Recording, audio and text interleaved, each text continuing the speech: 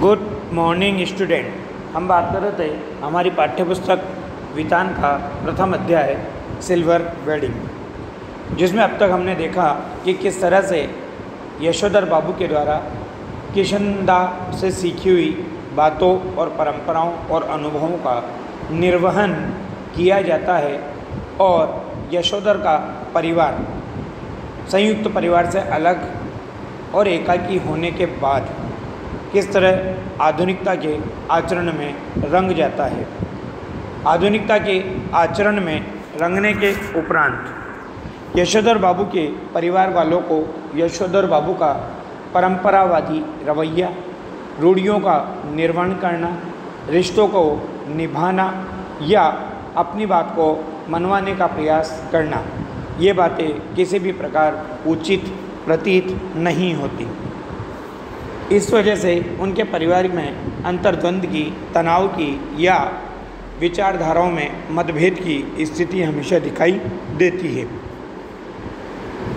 वो प्राचीन परंपराओं का पालन करते हुए धार्मिक आयोजनों में व्यर्थ का पैसा बर्बाद करते हैं, जैसे घर में होली गंवाना, जनेऊ पूनों के दिन सब कुमाऊनियों को जनेऊ बदलने के लिए अपने घर पर आमंत्रित करना, रामलीला की तालीम के लिए क्वार्टर का एक कमरा दे देना, ये और ऐसे कई काम यशोधर बाबू ने किशनदा से विरासत में लिए थे। और इन सब आयोजनों पर होने वाला खर्च और इन आयोजनों में होने वाला शोर दोनों ही उनके परिवार को सख्त नापसंद था।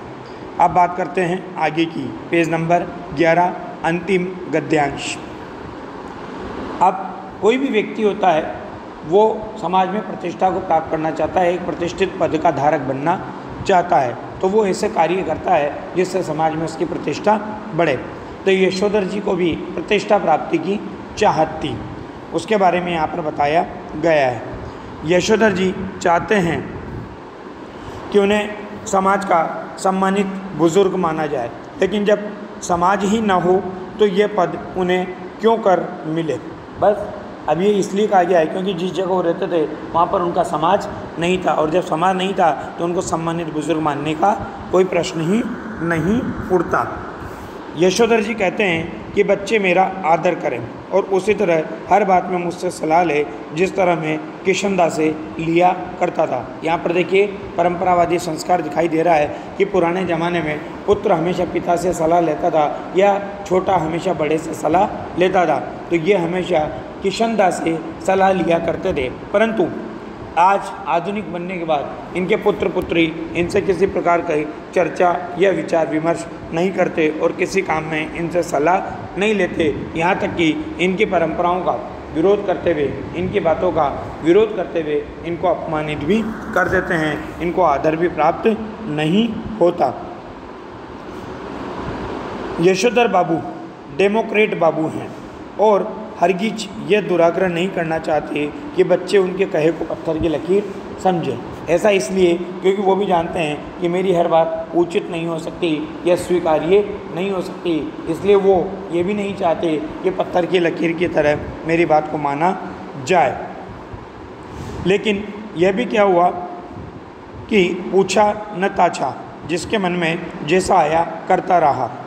ग्रांटेड तुम्हारी नॉलेज ज़्यादा होगी लेकिन एक्सपीरियंस का कोई सब्स्टिट्यूट ठहरा नहीं बेटा। मतलब इनका कहना है कि ज्ञान भले ही तुम्हारा ज़्यादा हो परंतु अनुभव हमसे ज़्यादा नहीं है। ये बात सत्य भी है और पुराने अनुभवों का फ़ायदा लेना भी चाहिए, परंतु आज का व्यक्ति, आज आधुनिक विचारधारा के व्यक्ति अपने ज्ञान के आधार पर आगे बढ़ना चाहता है, अनुभव का उपयोग नहीं करना चाहता।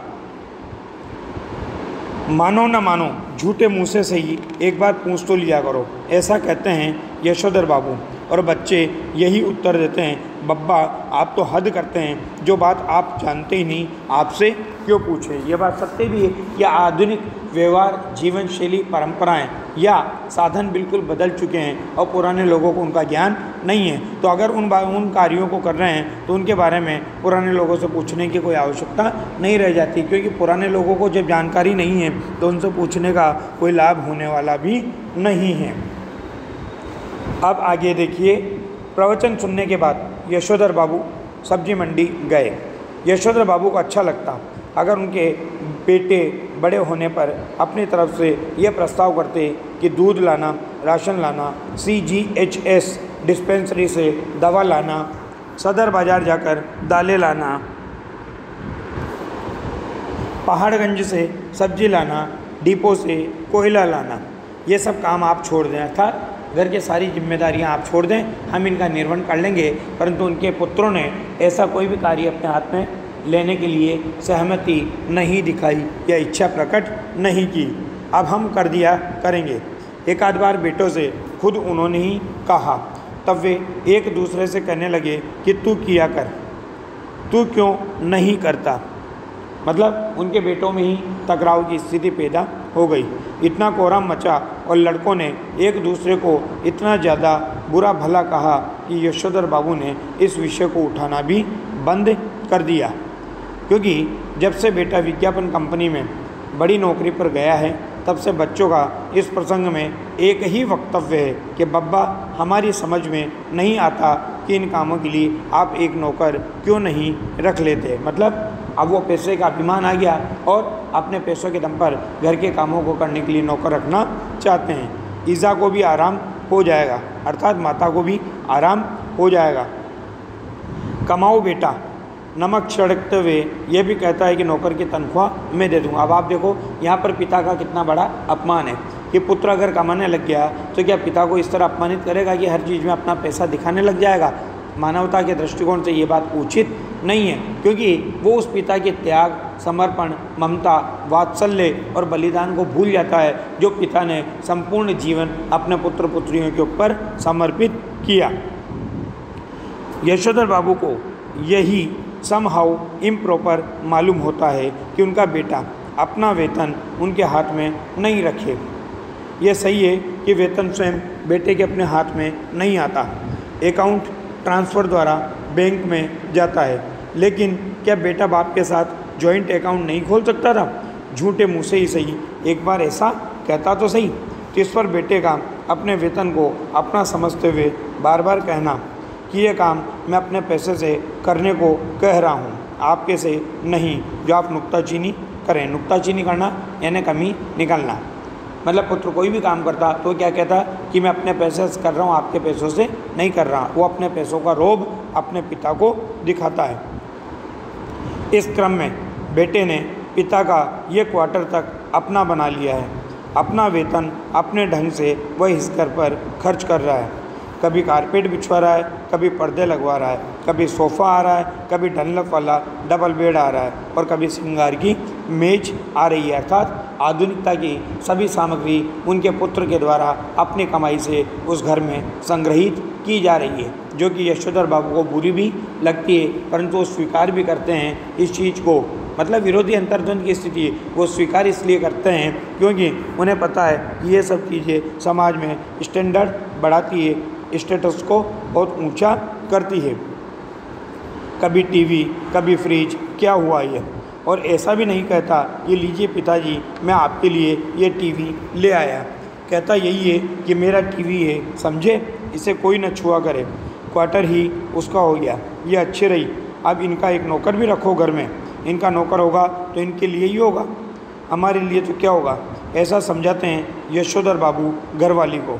काम सब अपने हाथ से ठीक ही होते हैं। नौकर को सौंपा कारोबार चौपट हुआ, ऐसा इनका मानना है कि नौकर को अगर कोई बात कार्य सौंप दिया जाता है तो वो चौपट हो जाएगा। क्योंकि हमारे यहाँ कहा भी गया है, पुराने लोग कहते थे कि खेती धनी सेती, मतलब खेती को मालिक ही अगर संभालता है तो वो खेती पनपती है, वरना खेती उजड़ जाती है। ठीक इसी तरह घर गृहस्थी की जिम्मेदारी अगर घर का व्यक्ति संभालता है तो घर सुचारू रूप से चलता रहता है। अगर घर को नौकरों के भरोसे छोड़ दिया जाए तो घर को भी डूबने में या अव्यवस्थित होने में समय नहीं लगता, ऐसा मानना है यशोधर बाबू का। कहते हैं यशोधर बाबू पत्नी सुनती है मगर नहीं सुनती, पर सुनकर अब चिढ़ती भी नहीं है। क्यों? क्योंकि उसकी आदत हो गई है कि यशोधर बाबू रोजाना इस तरह से कहते हैं। सब्जी का झोला लेकर यशोधर बाबू खुदी हुई सड़कों और टूटे हुए क्वार्टरों के मलबे से पटे हुए लानों को पार करके, यानी बगीचों को पार करके स्क्वायर के उस कोने में पहुँचे जिसमें 3 क्वार्टर अब भी साबुत खड़े हुए थे। उन 3 में से कुल 1 को अब तक एक सिलसिला आबाद किए हुए बाहर बदरंग तख्ती में लिखा हुआ उनका नाम है YD पंत। अर्थात अब वहाँ पर एक ही प्लाट है जिसमें ये लोग रहते हैं। और वो कौन? यशोधर बाबू, जिनका नाम और नेम प्लेट उस क्वार्टर के बाहर लगी हुई है और इसी वजह से वो क्वार्टर आबाद दिखाई देता है।